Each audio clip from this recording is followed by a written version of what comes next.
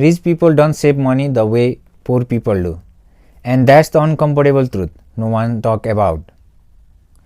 गरिब मानिस पैसा खर्च घटाएर बचाउन खोज्छ।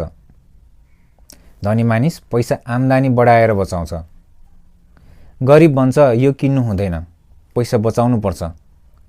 धनी भन्छ म कसरी यति कमाऊ कि यो खर्चले मलाई फरकै नपरोस्। गरिबले खर्चपछि बाँकी पैसा बचाउँछ। धनीले पहिले लगानी गर्छ अनि बाँकीले खर्च चलाउँछ। गरिब पैसा जोगाउन फोकस गर्छ। धनी पैसालाई काम लगाउँछ। यो अल्छीपनको कुरा होइन, यो सोच्ने तरिकाको फरक हो। धनी मानिसहरू लगानी गर्छन् सिपमा, ज्ञानमा, व्यापारमा, अवसरमा। गरिब मानिसहरू दिनदिनै बिल र खर्चसँग जुधिरहेका हुन्छन्। साँचो कुरा के हो भने तपाईँ धनी बन्न बचत गरेर मात्र सक्नुहुन्न। धनी बन्न मूल्य बढाउनु पर्छ, आफ्नो भ्यालु बढाउनु पर्छ। म कसरी बचत गरौँ भनेर होइन, म कसरी धेरै कमाउन सक्छु भनेर सोच्ने गर्नुहोस्। त्यही सोचले तपाईँको जीवन बदल्न सक्छ।